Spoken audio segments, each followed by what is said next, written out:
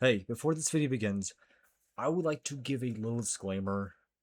I'm personally not well versed in the history of some of these weapons, so I do hope you take this video with a grain of salt on when I say historical stuff about it.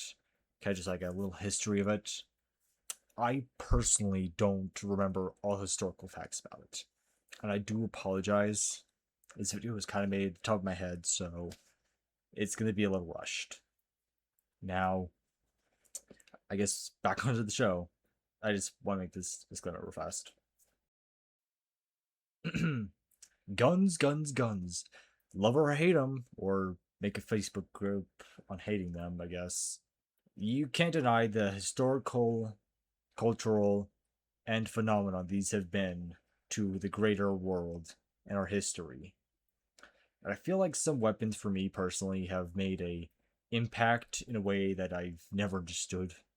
So this video, as you can see clearly from the title, is just talking about a couple of firearms I find interesting, or at least cool. And there's a lot to get through, so, or I guess no, there's actually just a couple. I find a lot of basically all guns interesting. Just these ones personally, I find very fun, and would honestly love to own first things first if I became a billionaire, or even a millionaire, or if I had enough money. Man, the economy sucks right now. Anyways, let's start with number one, the STG 44. Now, this weapon has some history to it, so I guess just an overview of it real fast. This weapon is basically what we think of a modern day assault rifle. It was made by the Germans during World War II. It was not as popular among Hitler and didn't really get the chance it deserved because realistically, this weapon did a lot of advanced things. Had an intermediate cartridge, magazines that could hold a bunch of ammo, select fire from safety, semi, full auto, and most of all, was cheap and reliable. Well, reliable part, I'm not too sure, but at least it was cheap and mass producible. So it really had all the advantages that it should have had, but it didn't get the chance it needed. Besides, when it actually started being introduced and given to troops, it was kind of then points of the war, and it wouldn't have done much to actually save Hitler from his inevitable doom of losing the war, so maybe it's okay that they didn't give it a chance, because it wouldn't have mattered anyways. This weapon, for me personally, I find a lot of fascination because of its history. Really, this was a weapon that, in my eyes at least, was a historic landmark in firearms tech. It really is. And I really do feel like this video could go a full history of it by itself, but I don't want to. So, yeah, that's a quick history of it, and I personally find it fascinating because its design itself is just iconic. Any gun guy knows when they see that, they immediately know the history and the letdown it can be. I've actually seen one of these, I don't know, just pull a photo. I found one of these at my local gun store. It's a remake production, so it's not actually a real STG 44. It's chambered in 22 LR, so it's basically a disgrace. But I still thought it was cool. I still think it's cool. So there's that. Boy, that's only number one. This video is gonna be longer than I expect. MP40. Yeah, we're gonna go with German guns for now because the Germans know how to do it right sometimes. um, Guns. I didn't mean. So the MP40 is an interesting one because it has a lot of history to it too, and a lot of misbeliefs. Now the MP40 by itself is a real thing. We have the MP40, which is basically kind of the mass, from what I remember, the mass production of the actual MP38. The MP38 was milled and was a lot more expensive and heavier than its, I don't know, mass-produced and stamped sheet metal version of the MP40. What you see in Hollywood is the MP40, but you don't understand before it was the MP38 or MP39. I don't know. I remember it's MP38, which has a historic landmark in submachine guns. It was chambered in 9mm, so 9mm Luger, and didn't have a fast fire rate, at least compared to other guns, but was a favorite among troops because it was an open boat design. So it was simple to operate and was a primarily used as a squad leader weapon because realistically the squad leader has to lead the squad into battle, like clearing buildings and stuff, since at this point in history there were open fields but also brutal urban fighting. So having a short, compact weapon you can use to help clear is a lot better than carrying around a heavy, a lot longer and bulky rifle. So there's that. So as we continue down the list, we see some other notable guns, I guess. We have the Styro Og, which for me personally is a bullpup I really do love. And the only bullpup I don't like is really I just don't like the FAMAS because I don't like French people and I hate the design. I will not elaborate further on the Styro Og because it's just good. It's underrated or maybe overrated. Don't care. It's a good gun. Not getting into the history. Screw you. Anyways, the Barrett M82. You see this gun basically everywhere because it's iconic. Now, this gun originates from Barrett himself. That's his name. Or at least remember his last name. The Barrett basically was a tough sell for a lot of people because originally it was meant to be an expensive sporting rifle for the general population. But the round it shoots is a 50 BMG, which is a chunky round. But nobody really wanted to buy a bulky, heavy, and kind of pointless rifle. The only person who wanted to was the US military. So they actually ordered a small batch of it. But these guns actually did get into the hands of somebody else. The IRA, bro. You could see photos and photos of the IRA using these things for atrocities, yes, atrocities. But dang, how did they get their hands on them? Is my question.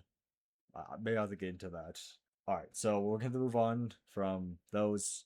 Let's go on to scars. No, not scars, but scars. The Rifle by Sig. Or was it H&K? Hold on, let me Google this. Who made the Scar Rifle? Oh, FN. Anyways, the FN Scar. It doesn't matter if it's the L or the H. I love this thing, bro. I know. The reason why the US military didn't pick it is because it was big, bulky, and not as reliable. It's a traditional M4. But my goodness! Wait, actually, the unreliable part was only meant for the Scar L. That was mainly due to the fact with the cheap mags they were using with them, they would cause a multi-feed issue because of the spring in the mag would load the round kind of more faster because it was a cheap spring, or at least wouldn't be as reliable as the mags purposely designed for it. I feel like it was kind of let down and didn't get the proper usage that it deserves. I heard those rifles actually in Ukraine right now, and I heard they're actually quite credible. So there's that. But it doesn't matter if it's the Scar L or Scar H. I just love these things. I would own probably enough of these to arm a small militia, or probably just one and just kit it out to the point where you can't tell if it's just a sniper rifle or some type of sick, twisted mind freaks interpretation of what an assault rifle should look like. Anyways, I love these things. They should have been adopted. Whatever. AK-74 time. Now, the AK-74 is sometimes misinterpreted, or I guess kind of mistaken for the AK-47. These are different rifles. They shoot different calibers, but most of all, the mag. That's the biggest thing. I guess also the gas block too, but whatever. You can tell the difference between these two rifles. The AK-74 has a more kind of a curved banana mag, and the AK-74 has a kind of more straight mag. It does have a slight curve to it, but another thing is the AK-47 has a metal mag, but also the AK-74 has a polymer mag. These started becoming popular during this time, but also not, because the US military was still using metal mags forever, so maybe the Russians are catching on to something that everyone else should have first. Anyways, I don't want to get too much into this rifle because I genuinely could geek about this rifle so much because it has so many variants that are either trash or absolute glaze fest material. So we move on to the Bosun. Now the Bosun, personally for me, out of all the bolt action rifles, it's the most fascinating. Now we personally own one. I don't for the life of me remember off the top of my head what version it is. All I know is it's the long rifle version. This weapon is truly a special place in my heart because I grew up with this rifle, and now I think it's even better because I genuinely do think it's a serious killing machine, like most guns, but I think the caliber is kind of overrated. Next will be on the list is the Maxim machine gun. Now, this is a gun I personally do love and would love to own if our government isn't gay and forced me to only own semi-auto stuff because they think I'm irresponsible, or at least I would have to get a lot of licensing, become a manufacturer of firearms and stuff. It's a whole loophole thing to get fully automatic stuff, or you can get the guns that are produced after 84, I believe. Anyways, Maxim machine gun based, cool. Love to own one because the fire rate.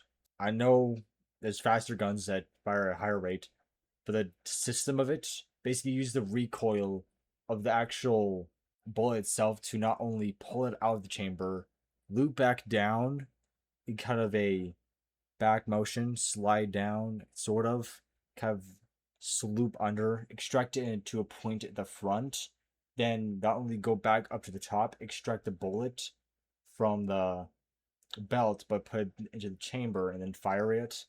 You would think it would jam like crazy from the way I'm describing it, but it doesn't. Just like another gun I'm gonna talk about. But Maxim machine gun, based, cool, would love to own. That'd be 5. Now, that'd be 5 for me is kind of overhyped. I get it. It's honestly basically everywhere in Hollywood, video games, and everywhere you can see. But for me personally, I don't see the huge appeal. I still think it's a cool gun. I would love to own one, but I think that Glaze Fest for it, Glaze Fest for it is deserved, but I really do think it's kind of overhyped for what it is. It's just a normal open bolt, I guess select fire submachine gun. That's it. I guess it's cool that it has 3-round burst or full auto or semi-auto too. But overall, it's not much of appeal for me. As the next weapon, the P90. Now, for me personally, the history of the P90, I could make an entire video about, but we're just going to say it was a special request because NATO wanted a special machine gun that could pierce body armor. A new caliber was invented, the FN-57, but also it was a special gun. Not only does it have a 50-round round capacity, but it also can penetrate kind of some body armors. It depends on the rating, but it's basically a mini rifle round. You know 5.56, you know 2.23, but do you know 5.7? And basically, the 50-round, it's a bullpup, but basically what happens in the chamber right here is it twists. It twists into position to be fired then and extracted at the bottom. You would think it would jam like crazy, but nah, this thing actually fires insanely well. So overall, P90 cool. Would love to own. Just like basically every gun on this list. But this rifle, the final one I'm going to talk about, is a rifle I think any true fan of 2000 culture, I guess 2010s too, or just Call of Duty in general, or actually Battlefield 2, whatever. The XM8. This rifle was a cancelled project by the US military to replace the M4, I believe. Now, I personally wish this gun succeeded, but it didn't. I don't want to get into why it didn't and the history of it because it's complicated, a lot of bureau stuff that I don't know. But all you need to know is a failed US rifle that could have been flippin' amazing on the battlefield, at least in my opinion. Basically, think a G36, but slimmed down, made look like it was a even more sci-fi gun, and most of all, had such an sex appeal that not even a German babe could understand why I love this gun. But that's for another topic, or I guess another video too. So there it is. This was just a list, a little bit of history, and overall just a kind of glaze fest for some of these weapons because I personally would love to own all these personally.